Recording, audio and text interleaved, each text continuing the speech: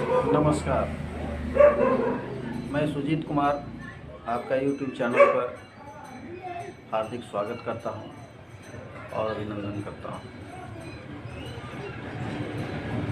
आज का सेशन मेरा है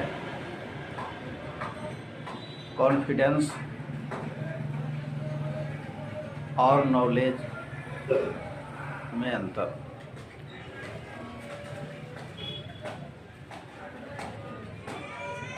सेल्स में कॉन्फिडेंस का होना बहुत ज़रूरी है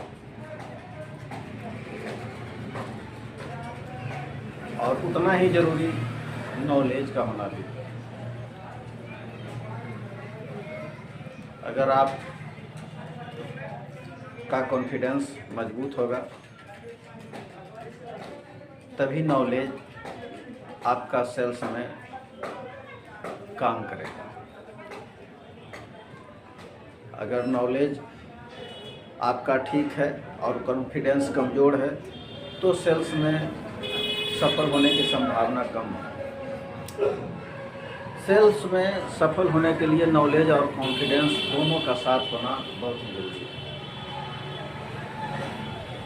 सेल्स में जगह जगह लोग आपके कॉन्फिडेंस को तोड़ने वाले मिलेंगे, आपको कमज़ोर बनाने वाले मिलेंगे और जो ही आपका कॉन्फिडेंस टूटेगा आपका नॉलेज भी प्रभावित होगा। इसलिए आप कॉन्फिडेंस को हमेशा ऊपर रखें और आपका कॉन्फिडेंस लेवल जब ऊपर रहेगा तो आपका नॉलेज भी एक दूसरे को सपोर्ट करेगा।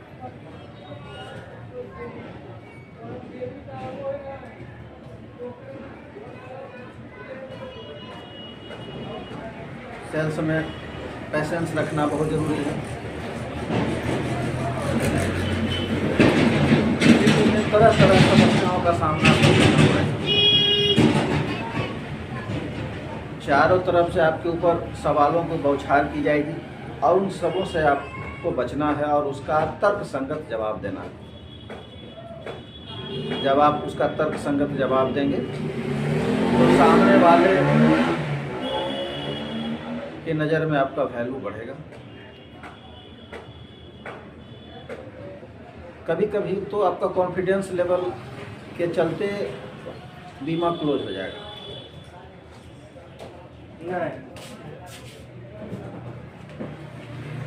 जब आपका कॉन्फिडेंस लेवल बढ़ा रहेगा तो सामने वाले की तरफ से सवाल ही कम आएंगे और जब सवाल कम आएंगे तो सेल्स आपका क्लोज होगा।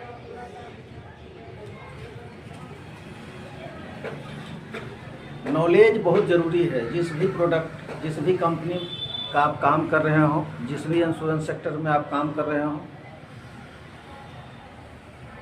तो उसका बेसिक जानकारी और उस प्रोडक्ट के बारे में बारीकी से आप अध्ययन जरूर करें। जब तक उस प्रोडक्ट का बारीकी से आप अध्ययन नहीं करेंगे सामने वाले को आप प्रभावित नहीं कर सकते। तो सेल्स क्लोज करने से पहले आप उसके बारीकियों को जांचें और उसके बाद ग्राहक के पास जाएं।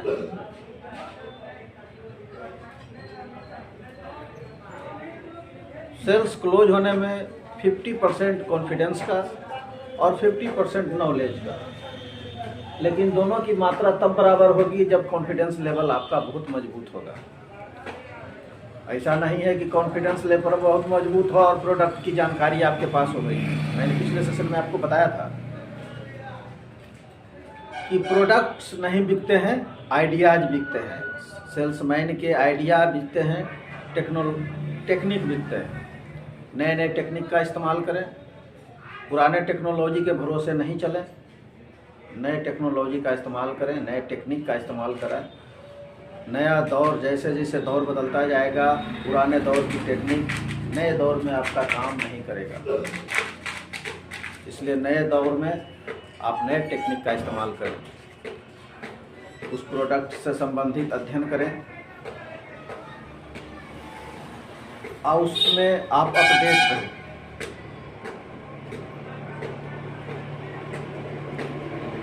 पेशेंस का होना भी बहुत ज़रूरी है।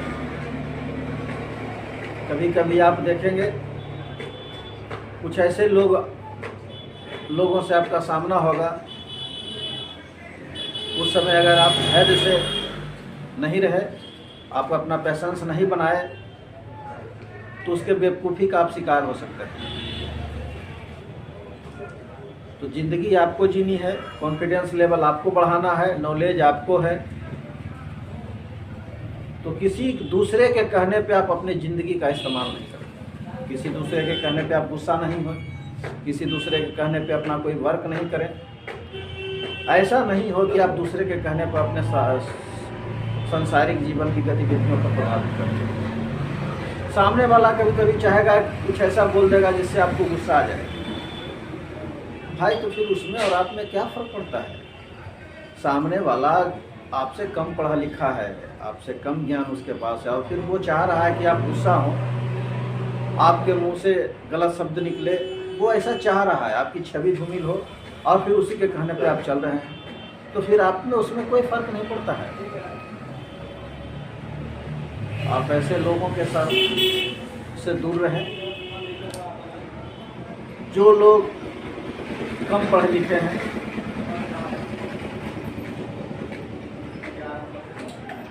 और मार्केट में, फील्ड में बहुत सारे लोग जो मिलेंगे जो आपको सपोर्ट करना नहीं चाहेंगे, पीछे करने का प्रयास करेंगे, और पीछे तभी आप होइएगा जब उनकी बातों को फॉलो कीजिएगा।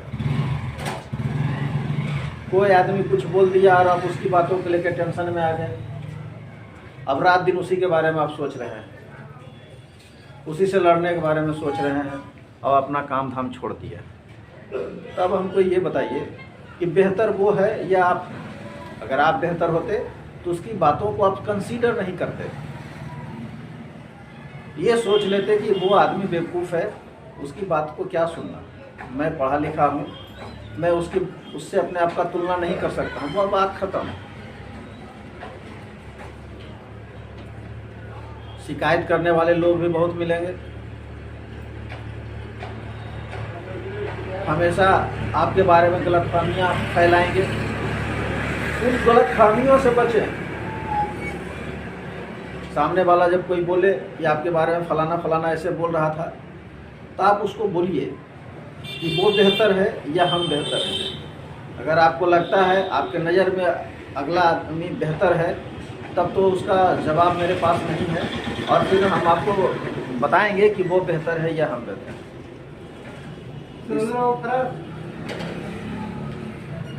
इसलिए हमेशा आप कम पढ़े लिखे लोगों की बातों को गौर नहीं करें, और अपने आप में पॉजिटिव रहें, अपना कॉन्फिडेंस लेवल बढ़ाएं, अपने नॉलेज पावर को बढ़ाएं। वही आदमी कल आपको आपके सामने प्रशंसा करेगा और बोलेगा, मैं तो जान रहा था कि ये बहुत सफल आदमी है, बहुत तरक्की करेंगे, इनमें वो काबिलियत थी, इसलिए इनका कोई जोड़ नहीं। तब आपको लगेगा कि कॉन्फिडेंस लेवल बढ़ने से कितना काम आया। अब आपको एक कहानी सुना देते हैं जो आपके कॉन्फिडेंस लेवल और नॉलेज दोनों की ओर इंडिकेट करेगा, और उसका आपको मार्केट में आपके अपने अध्ययन से करना है, इस्तेमाल करना है। एक जंगल में 2 शेर थे, और दोनों में काफ़ी मित्रता थी, लेकिन किसी कारणवश दोनों में अनबन हो गई, विचारों का मतभेद हो गया, और दोनों एक दूसरे से अलग हो गए। उसमें से एक शेर बूढ़ा था और दूसरा जवान। समय बीतता गया। एक दिन बूढ़े शेर को 10 कुत्तों ने घेर लिया और उसके ऊपर जानलेवा हमला करने का प्रयास किया, और सारे कुत्ते एकजुट होकर शेर पे हमला करने की तैयारी की। जैसे ही जवान शेर को पता चला, उसने इसका विरोध किया और दौड़कर बूढ़े शेर की मदद की और सारे कुत्तों को भगाने में सफलता हासिल की। तो जंगल में एक और जानवर ने शेर से कहा कि अरे तुम दोनों में तो लड़ाई थी, मतभेद था, फिर उसको बचाया क्यों? आज तो उसका काम तमाम हो जाता। तो शेर बोला, हम दोनों में मतभेद है, किसी बात पे अनबन है इसका मतलब ये नहीं कि हमारा शिकार, शेर का शिकार कुत्ते लोग भी करने लगे। तो फील्ड में बंधु कभी एक दूसरे मित्र का शिकायत नहीं करें, एक दूसरे का को मजबूत बनाएं, एक दूसरे के प्रोडक्ट में कमियां नहीं निकालें। आप उसके प्रोडक्ट में कमी निकाल रहे हैं ऐसा आपको लग रहा है, लेकिन वही प्रोडक्ट आप बेच रहे हैं और उसी प्रोडक्ट में आप दूसरे की कमी निकाल रहे हैं, तो सेल्स कभी क्लोज नहीं होगा, आपका आइडियाज वहाँ पे सक्सेस नहीं होगा, सफल नहीं होगा, आपकी बातों को लोग सुनेंगे नहीं, सीधे कहेंगे इसी कंपनी का प्रोडक्ट वो बेच रहा है तो खराब है और आप बेच रहे हैं तो बढ़िया है, ये कैसे। इसलिए हमेशा सही संगत करें, पॉजिटिव लोगों के साथ रहें और खासकर ऐसे लोगों के साथ रहें जो नेगेटिव बातों को भी पॉजिटिव की ओर ले जाता है, नेगेटिव बातों को भी पॉजिटिव करने में सफल होता है। ऐसे लोगों का इस्तेमाल ज़्यादा करें, ऐसे लोगों के संगत में ज़्यादा रहें। धन्यवाद। मेरे YouTube चैनल को सब्सक्राइब करें और देखते रहिए मेरा अगला वीडियो।